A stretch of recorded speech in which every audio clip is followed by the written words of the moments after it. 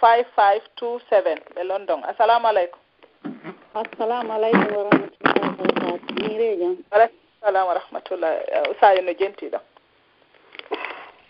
Assalamu alaikum. Wa alaikum assalam wa rahmatullahi wa barakatuh. Acce kerem faala landitagol ɗon ko yowndiri e yewtere ko ustage makanen kon ɗon. Naam. Ko ɓenni kon wona ittugol sadaka siɗa wawi hay so wona ko nder bis geni wona immanagol ni yummirawo naw yuɗo ma wona jaɓangol on tigi ma ɗuma ɗum ɗon no wawi wonde hara ko julɗo tun ka wonɗo hay so tawi ko yimɓe leydi harana julɓe.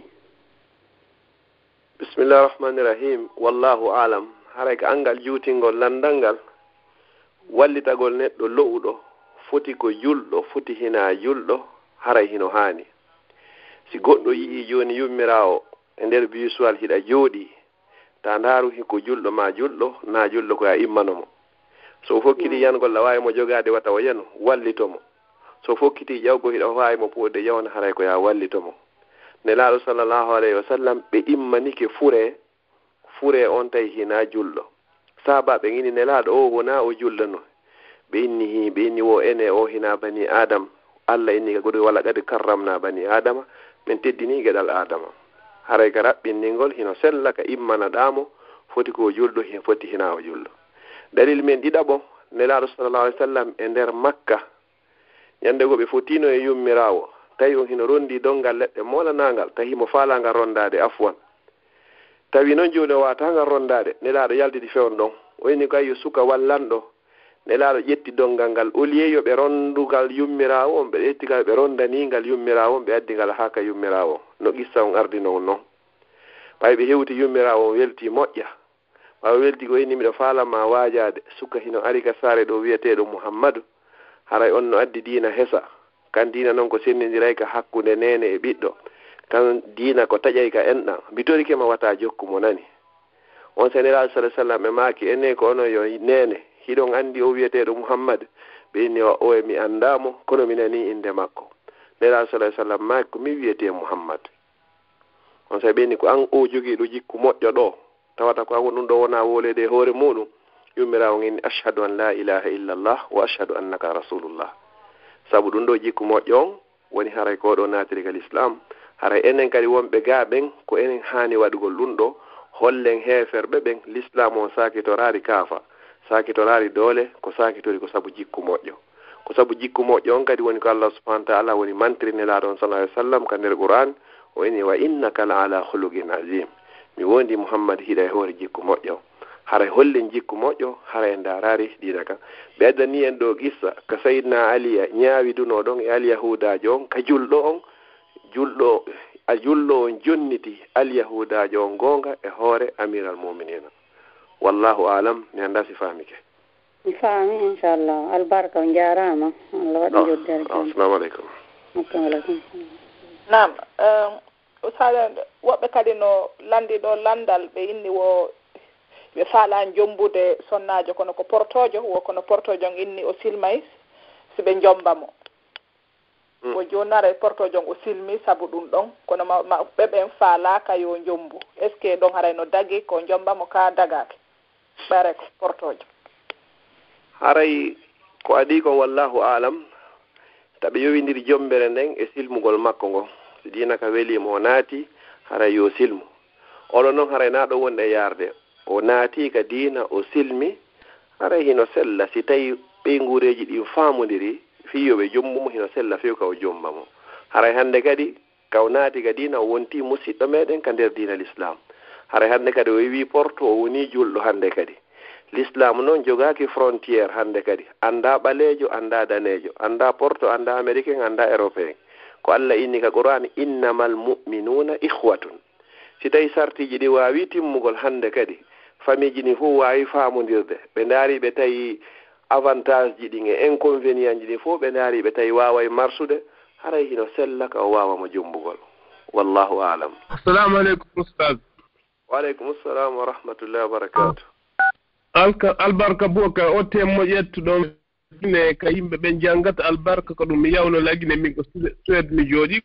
ade faala yoɓangol yimɓe to kono tawi hari no satti ha mushirkiɓe ɓen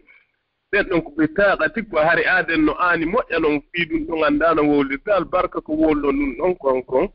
vraiment hari no satti quoi par ce que enen sunna o yen duwa wakkilaade par ce que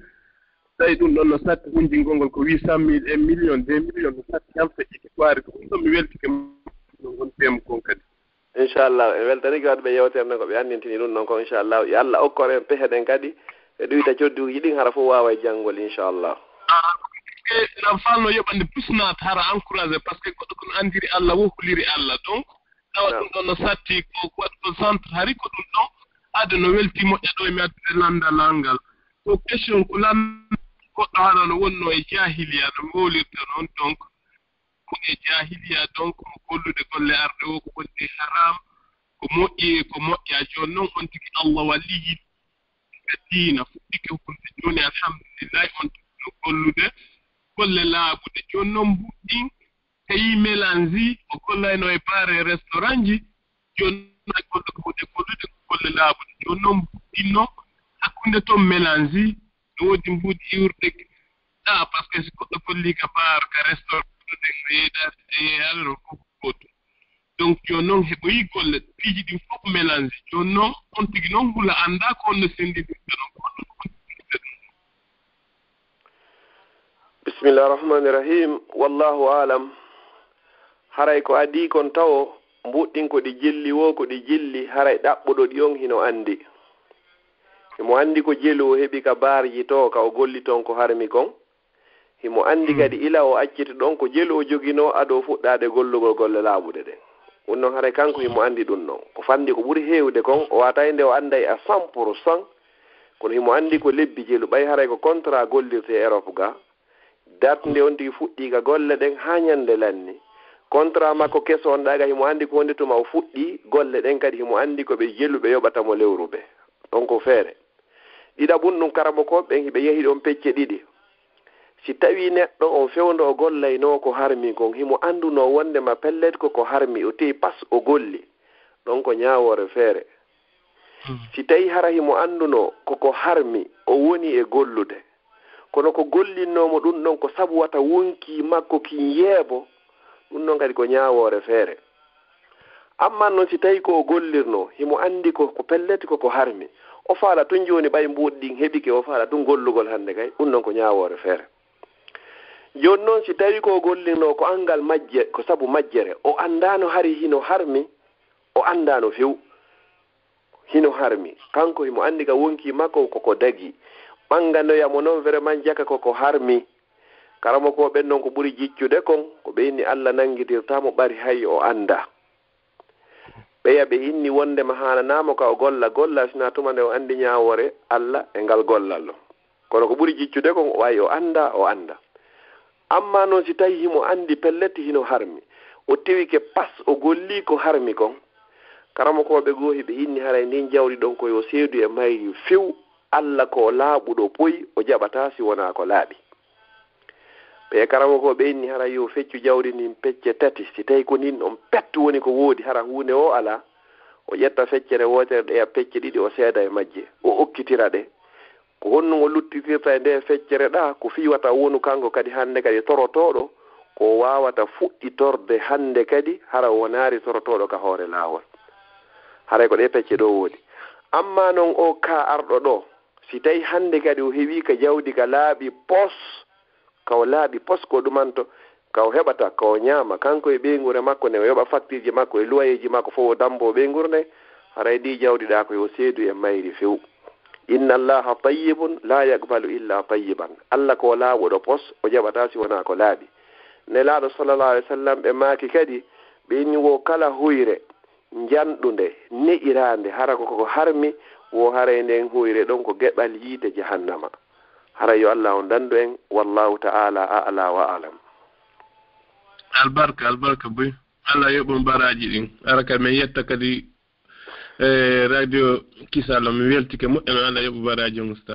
assalamu aleykum ko yewondiri darson mi faalaw landam mo darnini juulugol tawi no jogii ni bobo par exemple mo waali ka danki ma a darni juulugol ɗum o yeyni ƴawugol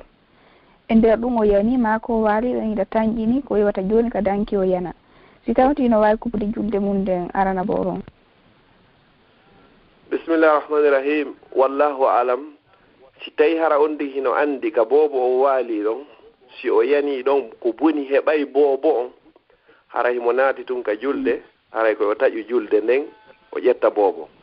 Amma si tawi joni hara bobo on ko yeeso makko wontiri, hara o yiltodirta e qibla on, o waway ƴettugol bobo on, hara o iwɗari e qibla on, hara mo wawi ƴette bobo on, haray julde makko nden bonari. Amma si tawi noon hara ko wonɗo julde ka salon, bobo on hino ka chambre, ɗon hara himo andi pelle si bobo on iwiɗo yani o helay ma o huɓay ma goɗɗum heɓaymo ko boni, hara yo taƴu julde nden, haray inchallah o yaha o ƴetta bobo on, o hara o fuɗɗito julde makko nden. Wallahu alam. Ok, on jarama. Assalamu aleykum. Naam. Waaleykum salam. Joni landal hikkingal ngal ɗo usage en woɓɓe wo ɓenno ɓe nelu men wo ɓe mari siwtaɓe ɓiɓɓe ɗiɗo ɓe heeɓi duuɓi ɗiɗi ɓe wawali yahude, wo e nde noon ɓe yeehi Guinée, wo ɓen ton moƴƴinaniɓe ɗon lekki e fii ko bobo ɓen yaara, wo kadi hiɓe mari paykoye ɓen no yahude l'école chrétien, wo si ɓe natude ka ɗuma haray be ɓe juula no chrétien ɓe juulirta noon, wo ko honnum ɓe duwa wadde ɗum ɗo. Bismillahir Rahmanir Rahim. Wallahu ta'ala ala wa alam. Ko adi kon taw lekki ko ɓe moƴƴinana kon, si tawi ko nafi hara ko coora woni ton, ma piɗi ma talti ɗon haray ko shirku, haray hino harmi e fottagol karamokoɓe. Si tawi ko winda ton kon hara ko aaye qur'ana ma duwaji nelaɗo sallallahu alayhi wa sallam woni ko tororno, no woodi woɓɓe jaɓuɓe windugol loota bobo. Karamokoɓe ɓurɓe ɗudde ɓen kamɓe ko ɓe inni haray koyo bobo on koyo mocce, haray hinayo winde fiwata jillidiroye ton hande kadi goɗɗum ngo ko tabita e bindi, haray ko non ɓuuri e sellugol ɗaɓɓugol ka ɓe wawi wonde o, haray no woodi waway ɓe moccude bobo on ko non ɓuuri e laɓede mocciramo hadiseji duwawji ɗinaɗo sallallahu alayhi wa sallam moccirno e kañum ma e ayeje qur'an ɗen. Amma nasi ko woƴƴina kon ka meɗen to, si tawi tun ko coora karama ko batini ɓe woni ko waɗi ɗum ɗon e binije ɗum ɗon haray ko shirku, haray hino harmi, haray no wata sellude. Allah noon no jarribo nawniraɗo on, jarribo kadi karamokojo o yaha labtane ɓen ton fof eto haronka o ƴettoya kinnasi ɗon o loota bobo tun bobo o yaha ɗum ko ibtila on ɗon ko jarrabuye noon fii noon o yahiri sabu ɗum ɗon hollari hande kay nasi ki selli ki sellirta fii ɗum ki dagorta fii ɗum noon few hino harmi, haray hino harmi. Amma landal fii ka juulugol ngol ɗa ko inneten ɓen tigi so tawi ko gaaɓe woniri no woodi lekkolji ɓuyi lekkolji ɗuuɗuɗi ga kadi hara hina sifa ɗin ɗon harana ka juulete wano kaɓe woniri ga lekkol communal ji ɗin hino woodi mo be e diina muɗum. Amma no yo paykun kun fuɗɗoro juulugol ɗum noon ko janɗira noon ka leyɗe ga hawnaki ñande goo kaɓe hetti hakkille makkun on hara kon wawata iwoygol e muɗum. ɓay noon haray hina on lekkol on tu woni ko woodi, ɓay noon haray kadi hina forcé be tun o janga e on ɗon ɗaɓɓugol lekkol ka ɗum noon ala, haray ko ɗum noon ɓuuri e moƴƴude, ko ɗum noon ɓuuri e laɓede. Wallahu alam.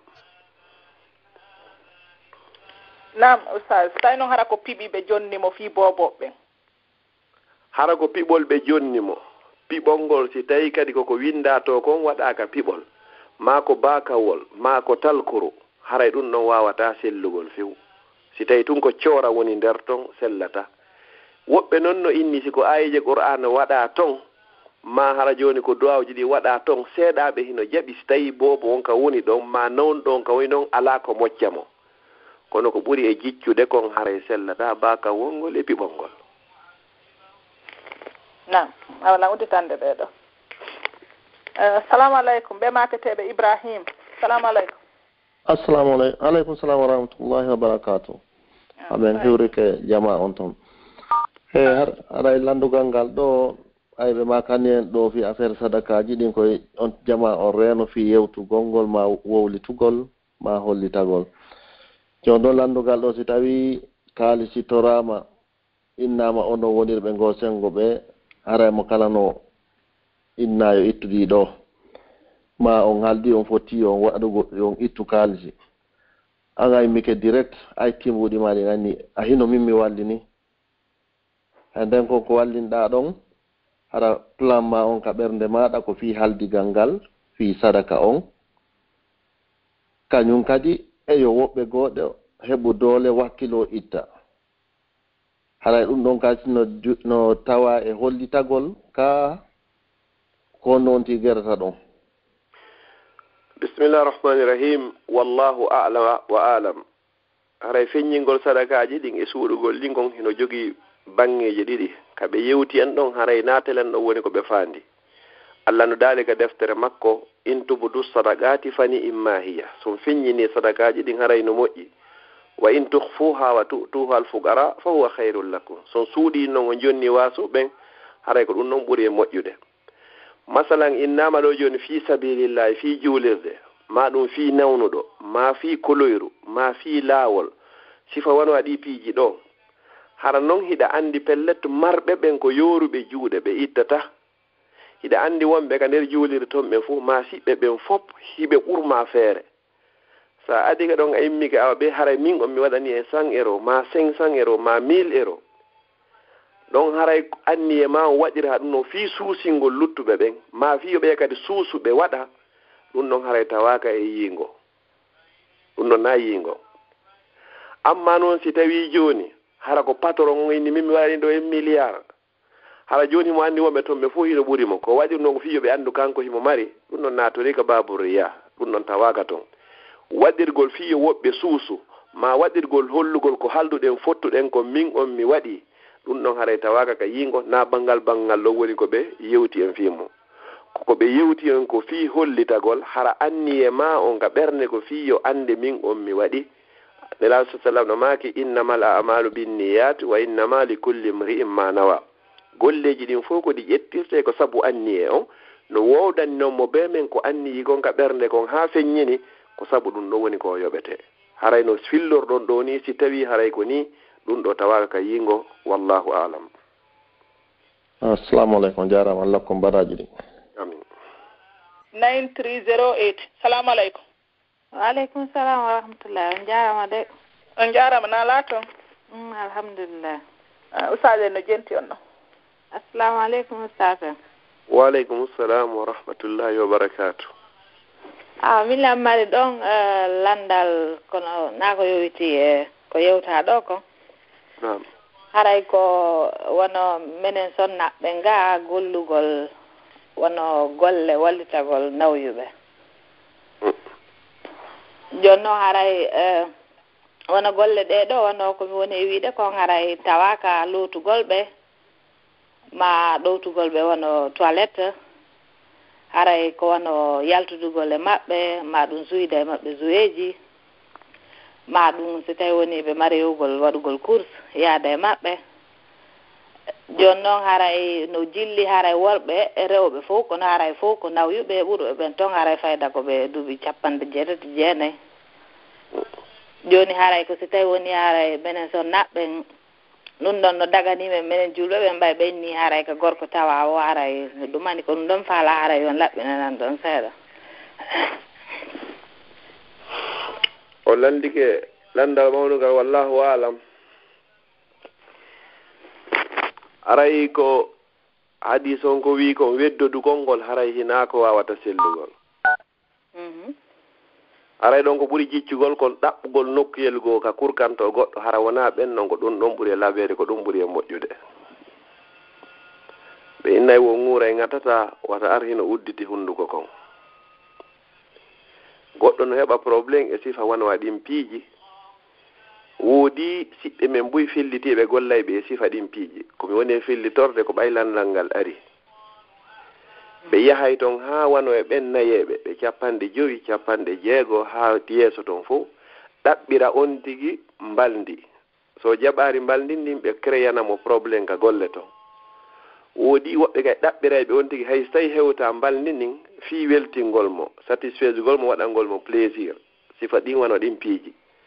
si on tigi salike ma ɗum ɓe yeenamo mbuuɗi no woodi wona ɓe yeenede mbuuɗi jaɓa waɗanamo ɗum ɗon inna ɓay haray na yiidigal tigi emi waɗa ɗum ɗo tun hina hay e hunde ko honno waɗi ɗum noon fof ko ɓay on mbaɗodiri si on tigi salike hannde kadi joni ɓennon ɓe menasa on tigi ɓe waɗa rapport e hoore on tigi ɗum ɗo wona sabu ko yaltinimo toon few hannde kadi golle ɗen ɓe waɗa yewtere bonde e hoore makko hara kala ka o yehoyi hannde kadi ɓe duuni ni hannde kadi kaydiri makko nde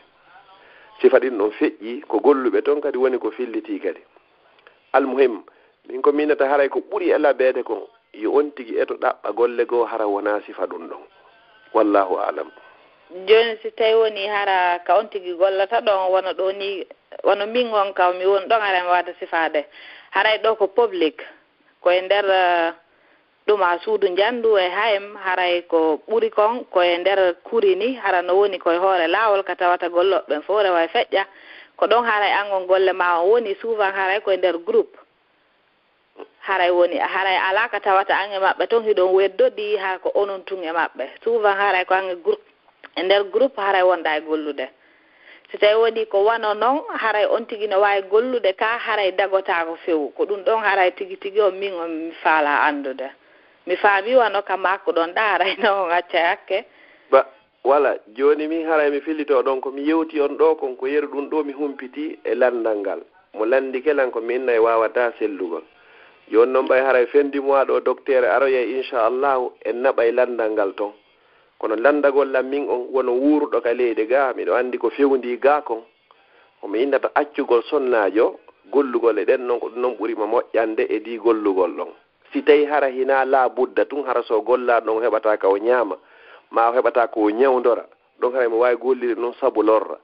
amma noon si tawi ko fiitu yo heɓu mbuuɗi accugol mo ɗon ɗum ɗon ko ɗum noon ɓuuri e moƴƴude joni noon haray nde docteur seno yu en feƴƴinay ngal toon ɓurtol laaɓude kono mi yeru komi faami kon haray ko sellata o gollugol e ɗon wallahu alam.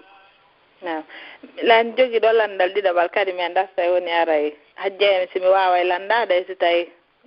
yimɓe ɓe noon no ɗuuɗi ka ligne gaago mi annda so watta gotal gotal. Ok awa joni aray assalamu aleykum wa rahmatullahi wa barakatuh. Waaleykum assalamu aleykum. Waaleykum salam wa rahmatullahi. Ustade no jenti on ɗon. Ustade assalamu aleykum. Waaleykum assalam wa rahmatullahi wa barakatuh. Ok awa bin question ko mari kon ɗon na ko yondire ko yewtuɗon ko hande ɗo darse ko yewta kon fimu haray ko fiika julde ɗa woɓɓe landi wo si tawi hara on tigi no juulude hara ko sunnaji ɗen nawano farilla ka sujuudji si tawi hara himo wawi du'ade kono hara ko woni kon du'ade hara koye pulal o du'orto safe si tawi haray ɗon hino dago wallahu alam haray ko ɓuuri e jiccude kon si tawi na julde farilla hino sella ka toroɗa ka haala maɗa ok si tawi ko ka farilla on haray haala wano ɗuma on ne haray si tawi hara ka farilla haray on tigi si toroto yo toro du'a uji tabbitude ɗingene laaɗo sallllahu alayhi wa sallam amma du'a kadi rabbanaji ɗin kadi ɗin ɗon kadi ɗi janggatake ka sujuudu kadi haray qur'an nela sallam no maaki o ɓe haɗi ne janggueten qur'an ka on tigi sujji ɗon ma ka turi ɗon amma noon so tawi ko du'a uji tabbituɗi nela sallam miɗa wawi jangude ɗin ɗon ka sujuudu ma ɗum kadi so tawi hara ko chaffe e witrine joni sa ɓantike ka koppi tororaɗi ɗon amma toragol ka haala ma wano haala meɗen pulal ngal yo onti waɗu ɗum ɗon hara ka juldeji naafilaji amma farilla on yo accu ɗon karama koɓe ɓuyɓoyni fi wata o ukkitiroy toon joni konnguɗi goo no wodi toroyɓe barki mayi saabu ɗum ɗo sawi horma makka e madina ha naadora nder toon joni ko wawata wonde saabu ko bonnanma julde nden amma noon si tawi hara ka julde naafilo haray karama koɓe buy hino jaaɓi hino sella ka torora ɗon ka haala maɗa wallahu alam. on jarama assalamu aleykum. Waaleykum assalam. Ustad landal komi mari kon ko fi ko yewte fi sana ko jaagal woɓɓe ɗuwoɗo wiwgol ni oɗo ko yette jallojo oɗo ko yette daajo si ko ɓe awmindirta ɗon ko yewte fi sana ko yagal islam on no jaɓi ɗum ka islam on jaɓaɓe. Bismillahi rahmani rahim. Wallahu alam haray no woodi piiji gon toon ko wiyete aadaji ko wiyete kon fina tawa kala ko wiyete aada fina tawa fodde en yiyaari bindi ko harmini haray hiɗen waawi haɗugol ko ɗum no tawa e muɗum haray hino sella ka awmodire ɗum ɗon haray ella wo ala e muɗum tanki awmodirgol ngol yawtoyaari keerol ngol hannde kadi no woodi wana jooni awmodireeje goon ton hara yaawi haa yennoreeji naata e muɗum ɗon haray ko yennore nden woni ko haɗa ko ɗum ɗo woni ko harmi kon amma no innugol yette jallo e yette ba ma ɗum yette so e yetto bari ba balde sifa ɗin ɗon ella wo ala e muɗum no finirɗen tawrɗen noon ɗum ɗon aray ko fijundarji tam campinirgol fii ko suusinirta hakkunde yimɓe ɓen yoɓe wowodiri ɓe wotodira ɓe fija hande kadi ɗum ɗon ella ala e muɗum wallahu alam. jarama albarka. Assalamu aleykum. Waaleykum salam tullah. Assalamu aleykum karama koy. Waaleykum salam tullah biro nala toon afen heeɓi. Alhamdulillah nala toon. Alhamdulillah yettagu ɗo. Min koko yowiti e maako mon toujours. Naam. ɗon ko ɗuuɗe mi nani kadi mi continue oya darsu ka wanno ɗon fii bidiyaji ɗin ɗon mi hawɗondiri e ka maako ɗon wigol ngol kadi allahumma salli ala sayidina on sikki maako ɗon kadi sayidina on kadi nam ko bidiya allahumma salli ala muhammadin wa ala ali muhammadin kama sallayta cheikh albani mo inni ko oɗo ɓurno woni ko jicciu ɓeydigol sayidina on no wo ko ɓeydaɗo toon o alano toon sahaba ɓe arno ɓe landi nelaɗo sallllahu alayhi wa sallam min andi ko honno men ko honno men du'orana ko ɓe du'orta juulire ko honno men juulirta e ma on sa nelaɗo sallam maki inne qulu allahumma salli ala muhammadin hino woodi no riwayaji ka ɓe addi sayyidina on riwayaji ɗin hiɗi woodi kono cheikh albani satuɗo hadiseji ɗin o inni on sayyid ɗon o duwaka wattede ka juulugo e nelaɗo sallllahu alayhi wa sallam voilà o yiyay noon buyga windi e defte hara himo toon kono so ndaaro joni ɗiyata finde silsilatul ahadisu daifa cheikh albani kanko himo suutimo toon no waywa ka noddinandu e ka darnandu si sallijo gayni wiwugol joni ka hayyala salati hayyala al fala onno ashhadu an onno la ilaha illa allah ka lannitode ɗon juulirne fof fondita e sayyidna muhammadun rasulullahi sallllahu alayhi wa sallam ɗum ɗon sayyidna cheikh albani o inni o tawaka e bindi few duwaka juulede ɗon e nela sa alah sallam on ɗon o ala ɗum allahumma rabba hasi dawati on duwa addede ɗon maɗum so yehi ha ko gay noddingol ɗon ma darnugol ngol ɗon yimɓe ɓen fof fondita e kañum e sallijo on ɓe fof ɓe fondita la ilaha illa llahu sayyidna muhammadun rasulullah sallllahu alayhi wa sallam on noon kadi o inni wo ko ɓeydiɗo toon si ɓe yehi kadi noddinan ɗum ha ndu lannoyi onno allahumma rabba hadihi dawati tamma wassalati l qa'ima ati muhammadan al wasilata wal fadila wab'asu maqama mahmuda allazi wa atta ko ha ɗo woni ko ɓuri e sellude kon woɓɓe ɓeyde ɗon innaka la tuhliful mi'ad o innaka la tuhliful mi'ad ɗo cheikh albani inni o ala toon kadi ko ɓeydaɗo so ndaari defte buy ɓe waɗi ko ɗon entre parenthèse hakkunde laañe ɗiɗi kono e nder du'a on tigi on ɗon hina tawaɗo toon woɓɓe noon no ƴettuyamo ka qur'ana to won ɗon ka suratul lannitode suratu ala imran ɓe wattamo ɗon kono ka qur'ana o woni wona ka du'aɗa albarka yalla yoɓo on jodde aljanna amin assalamu aleykum waaleykum salam wa rahmatullah namo sas minni wona bayana feƴƴuɗo on par ce que hari ni sato yetkelam fimar mi jentaki bayana on ha mi jentitimo ha mi landiti ɗon fi juulugol e nelaɗo on wona si noddinan ɗum lanni ni ko juulugol e nelaɗo on ko maako ɗon ko innugol ɗon la ilaha illallahu on ka ko sa inni allahumma salli ala juula nelaɗo on salatu ibrahima on ko ɗin ɗon ɗiɗi kala ɗi dagotako ɗon la o andi so inni la ilaha illallahu yimɓe gonno hikkinta ɗon muhammadu rasulullah yo ɓeyna sayyidna muhammadu rasulullah sallllahu alayhi wa sallam on ɗon o ala toon nam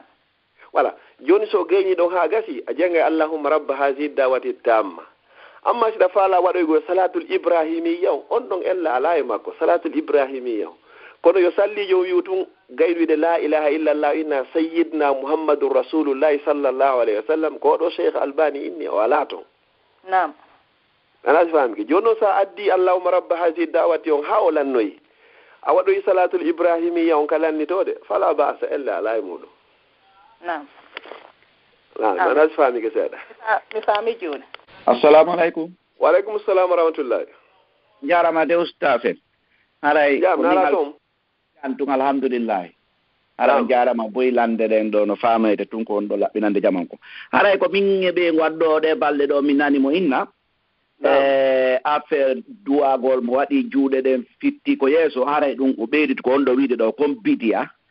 min haray tigidi landalangal don min nebi juulude juulidaaji gibi afrika ha mi yewtilede porto do mi yiya mi juulidaaji sunna yanko moƴƴa tatam ɓeynamo kala e toro Allah ko anni ko ɓernde mum ko anni ko waɗa ko ɓernde mum toro Allah so hande ko qiyamu layli balɗe sappo ɗen ni jamma mo kala mi yiyay ɗon fof no toona juuɗe ɗen donc kono ko sakkittoɗo ɗo mi nanimo ko gibi puɗɗi janngugol ɗo ɓeynude fittugol ngo ko yeeso ara ɓeydita ko bidiya donc ko qiyamu layliji mi yiyay fof si o gayni duwagol ko sujjoyta ɗon fof fittay ko yeeso mum min ni joni haray min faala landitare ɗum ɗon si tawi ko honno woni ɓurto men faamingol ɗum ɗon haray ɗi ɓeydita nder toon seeɗa si ɗo wola ɗo toujours fi cheikh albani fi hadis ko fi ko nul koɓe filli ko feƴƴuno donc enen ko jamanu men ɗo ni enen kadi si karamo ko wano jangirɗon ɗo ndi jokkuɗon defte son daarita sikke ko no anno woni yarde ɗin noon joni min kam mi windiɗo de deftere ɗo haray mon towni juuɗe mum haray yiɗu Allah a yiɗi ha ɓeyditi fiya ɓeyditu donc haray no harmi ɗum ka koye bidiya e ɗum ɗon kadi jeeya ko landalal ngal ni gasi bisimillah wallahu alam turkalla yalla ɓeyden faminde ko adi kon taw o ma inda fimum ɗo cheikh albani rahimahullahu ko wurɗo e zamanu meɗen ɗo ko an 99 ɗo 99 woni ko maayi na ɓo yaari ha ko wurɗo kono 21e siècle on ɗo ila 21e siècle ɗo heɓaki taw karamo kojo anduɗo makuji nelaɗo sallallahu alaihi wasallam ɓurimo kanko oɗo ko oɗo noon so sati hadis o inna oɗo de haray ɓe toñi oɗo nelaɗo sallallahu alaihi wasallam makari oɗo ma ɓe inna ɗum ɗo nelaɗo maki kono ɓe ɓeyditi ɗum ɗo e hoore maku nelaɗo ko oɗo Allah okkingal gandal ɗo e 21e siècle ɗo mo tawa e ɓurɓe andugol maku nelaɗo ɓe hay so tawi hara hina kanko tun ɗon woni goho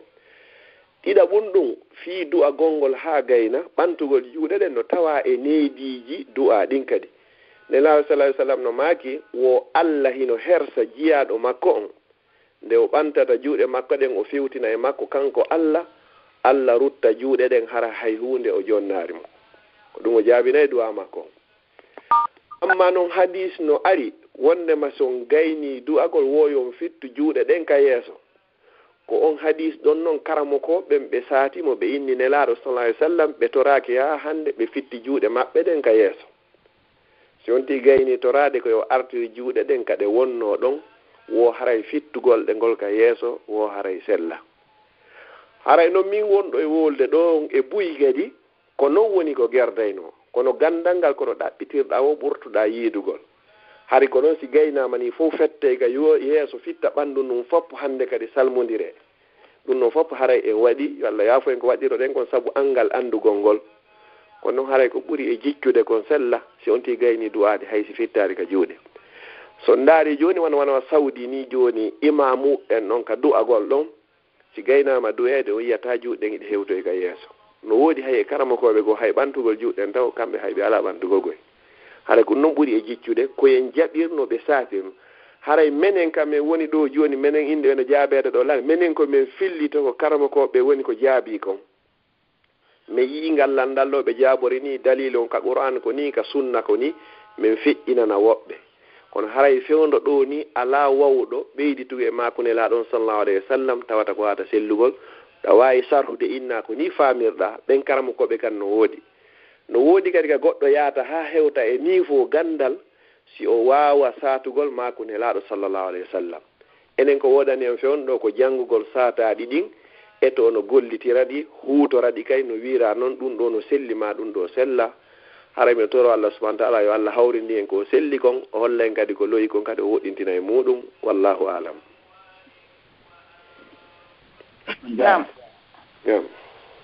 awa gasi joni ɗomi wattude landal ɗo mi udditande woɓɓe goo ɓeɗo ko bayana feƴƴunoɗon yontere hande yowitina e o darso men ɗo ɓeɗo ɓe maaki wondema haray ɓengu maɓɓe landino ga landal wona innugol ni joni moodi an siɗo men yaade ko sina an tun wonata ka jullere yeesore hara min kaka jullere ɓawore tummi wonata sino yahede kadi mi ɗuuɗata naɓoreede sisi mi yahay haraka ka ɓaawoore no gasa Usa Abdallah nanno landal ngal hade ko woɓɓe addannoomen message ji muɗum hay min anndata ɓay buyi haray no masque numéro ji ɗin anndata ko hombo addi e message ji ɗin fayda haray docteur en jaabino ɗon haray ko moodi ɓen ɗon kadi woni ko nodditilan kono kamɓe kadi ɓe masque numéro maɓɓe on ɓe maaki jooni ko juma ɗo yomi landitanoɓe kadi si tawi woni ɓen ɗon siinaaɓe ɗiɗo hara oya ko goreejo nene oya hara tosoo ko mawɗo on leggoy wona e goreejo nene tosoo ko on si tawi hara no yaheede kadi hara ko debbo njano on ɓura anndeede ɓura wowtondireede si tawi kanko o waawata muññanaade debbo njano on jullere yeesoore nden o jooni so tawi noon kadi hara o inni o muññotaako hara jooni kamɓe ɓe ndaaray on say solution ton inchallah kono si tawi hara ko on ɗum maako ɗon onon so tawi hara si o waawata muññanaade debbo mawɗo on jullere yeesoore nden sabu jooni debbo mawɗo on e nene makko ko goree i sabu on ɗon no heccimmo nande haray mi annda tigi tigi ko noon ɓe maakiri wallahu alam hajjen haray ko laaɓi kon mi annda lanndiɓe mi annda kon to ngal iwri no gasa kamɓe kadi ɓe anndala wallahu alam ko laaɓi kon gorko on himo annduno debbo makko ɗiɗaɓo on ko goreejo nene ne goreejo ɓeyngu makko arano nene ɗiɗaɓo on ko goreejo ɓeyngu arano si o jomboymo addi si tawi yehi haa sonnaaɓe ɗiɗo ɓe siiniri hannde kadi haray ɓe fotii ko fotete kon fof ka gorko on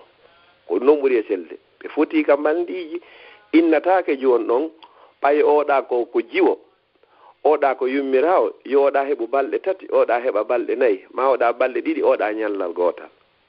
o fonnaɓe ka mbaldi o fonnaɓe ka koltu o fonnaɓe kadi ka hoɗande o fonnaɓe kadi haray ka ñawdigal kadi ko woni hunde wotere wata fotoygol toon ko woni ka nder ɓernde kon giggol ngol toon kono ɗum kay wona ko feññinte noon amma noon fii ɗiɗaɓo on jooni yo muññano oya ɗum ko hunde feereere a waawi ƴettude ko jeyɗa okka kono noon ko tuma jonnitaɗa haqqe ma on taw si okka noon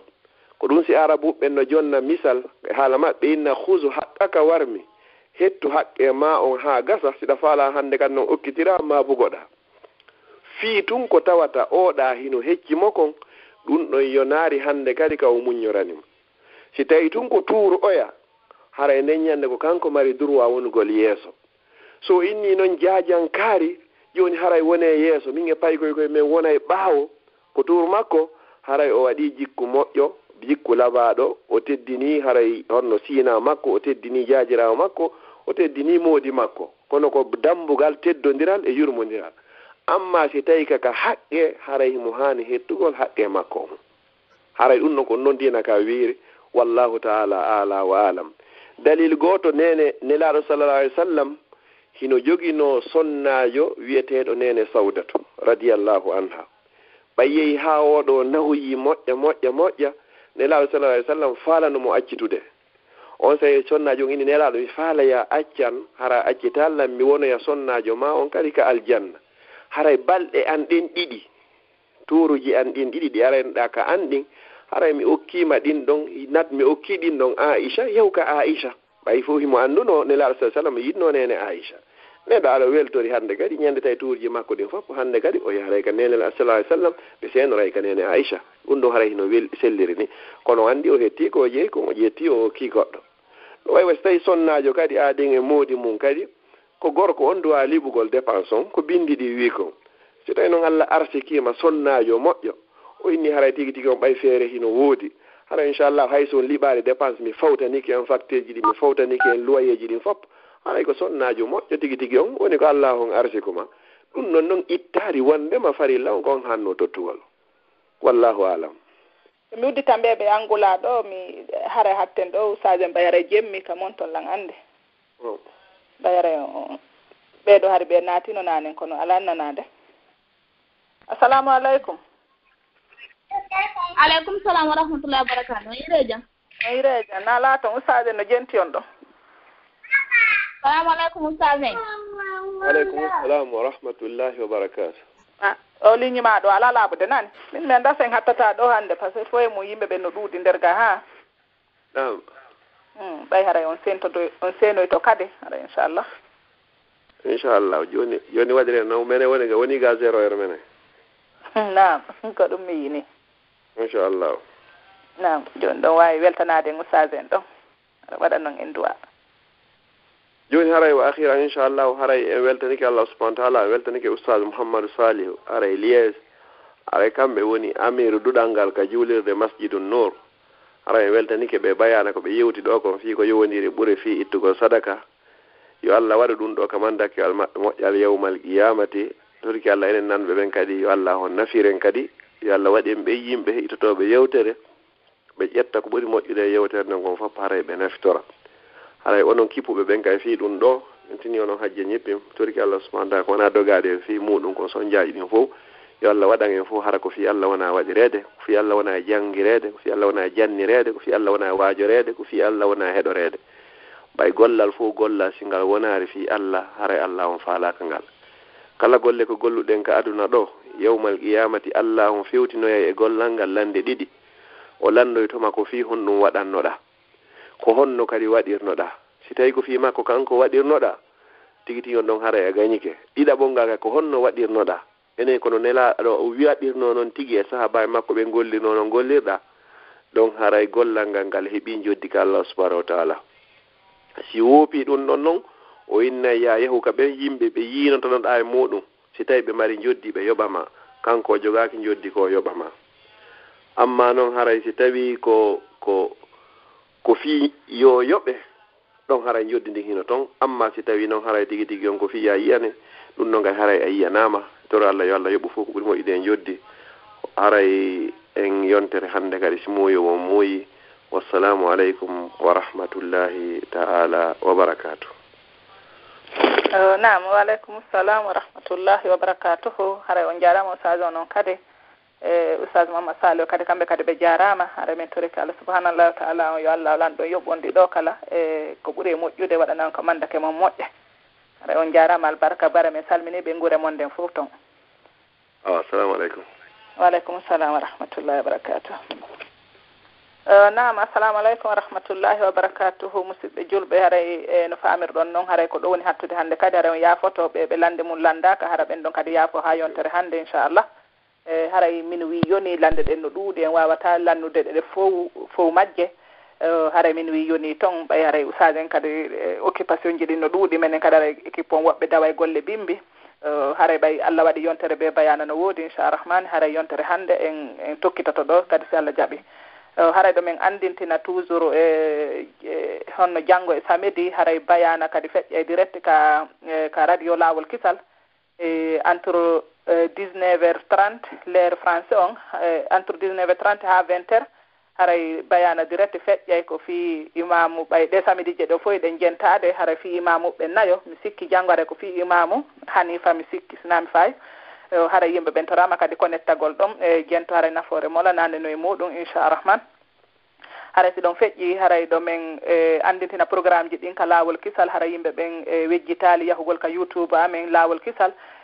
bayanaji haray ɓuri bayanaji guluje no nder toon oti ndara ɗon bayana mo ndaari tawi harano ɗumannimo o mo wawi waɗande men ɗon zem ma like tawi o ndaari tawi welimo haray ɗon kadi nafa e men moƴƴa nder ga inchallah hara wejjitali abonagol toon haray noon abonagol ngol na yoɓugol mbuuɗi sa waɗi tun zem haray abonike nder toon inchallah haray ɗon no wallitade men ga mouradu moƴƴuru fi projet ji men ɗin haray ko ɗum ɗon wawita men wallitade haray si ɗon feƴƴi kadi haray tene jeɗen fof kadi haray bayana e 19h l'heure Paris on haray redivision waɗete ka Lawol Kisal inchallah haray faalaɗo kadi ɗon wono wawi natude haray heɗito bayana o inchallah haray wejjital kadi daragol Facebook amen on kadi ka Lawol Kisal inchallah haray talataje ɗen fof ɗo min andintina kadi haray darsu oustaz Mouhammad Salo on Isa Salo on deftere tawhidi ko woni jannude kon ka Lawol Kisal ɗum ko 21h30 l'heure Paris on almubadil mufidate haray alkamsaje ɗen kadi foppo haray ko oustaz Abdallah Birsel haray ko Matinuddine on ɗum kadi ko 21h30 l'heure Paris on inchallah haray ko ɗum ɗo woni ka programme amma programme ji ɗin haray ka groupe Lawol Kisal fi sonnaɓe hisuɓe haray ɗon kadi no continue inchallah haray jama on no weltana mouradu moƴƴuru wonɓe natude toon waɗana en yewtereji e karamakoɓe men wonɓe natude waɗana en darsuji e wonɓe wallitade e sonnaɓe hisuɓe wonɓe ɓe nder ton haray vraiment min weltani ɓe muradu moƴƴuru hiɓe respecte règle ji wonɗi ɗin tonɗe haray min toriki Allah subhanallahi wa ta'ala yo Allah waɗen sonnaɓe hisuɓe waɗa kala julɗo moƴƴo haray anduɓe fi programme on wo alhamdulillah haray ɓe anda fi programme on wo haray sonnaɓe lawol kisal fi sonnaɓe hisuɓe no waɗi groupe ka telegram haray wona ɗo men programme ton ko jangete haray ɗo men jangude ton deftere innetende husnul muslim kañumma e qur'ana on hara ko tajwidi iwrugol le iwrugol yasin hara kadi qur'ana on firugol ngol iwrugol le kadi iwrugol yasin hara e deftere arba'ina nawawi on kañumma al akdari on hara e deftere hurufaje ɗen kadi abata sa on haray ɗum ɗon fof no toon inchallah e piiji boy kadi no toon haray wawɓe ɓen kadi noon atude waɗana en yewtereji toon haray machallah alhamdulillah min weltanike yimɓe ɓen haray min torike Allah yo Allah lan ɗon taw hara ko fi Allah men woni waɗirde yo Allah waɗu men sonnaɓe hisuɓe ha min hewtoya ko aljanna haray yimɓe ɓen to rama ɗaɓɓutugol groupe aji ɗin inchallah haray nafoore molanande no ka groupe aji to ɗen haray groupe aji ɗin no heewi haray yimɓe ɓen ɗaɓɓutu groupe aji ɗin innaka kaka lawol kisal tum haray wona rawdatun nisa'il mu'minati kadi wona ɓantal fi islam haray ɓen ɗon fof ɗo min jogodiri e maɓɓe haray muraɗ ɗin ko gooti haray yimɓe ɓe ɗaɓɓutu kala ko ɓe yaari ɓe wawi wonde ɗon ɓe haray nafoore no e majji ɗi fof majji inchallah haray min weltani on muradu moƴƴuru ko wona seeɗa haray min habbi on ka groupe nder ton haray numéro an on bere ɓe anda numéro ji an ɗin haray numéro an on ko si tawi haray ko extérieur haray ko 0044 79 83 28 17 16 mi fillitomo 0044 79 83 28 17 16 haray wonan ɓe wola ɓe anglais ɓen haray ko 0044 79 83 28 17 16 0044 79 83 28 17 16 inchallah haray ko oɗo mi mari ka ka honno ka imo ko oɗo kadi mi mari ka telegram on ko kanko kadi mi mari haray nder ton fof ko noddirte ko gratuit fof haray ko on ɗon woni ton so noddi on heɓa Allah no waylan accuyande message haray simi nomi heɓiri tan womi noddita en inchallah haray min weltanike on en toriki Allah yallah weltano en fof meɗen tumminira en fof meɗen ka aljanna haray min hiwrike mo boy e ko woni e ɓengure mum ɗen haray yo Allah okku en bimbi moƴƴo haray min inni on assalamu aleykum wa rahmatullahi wa barakatuh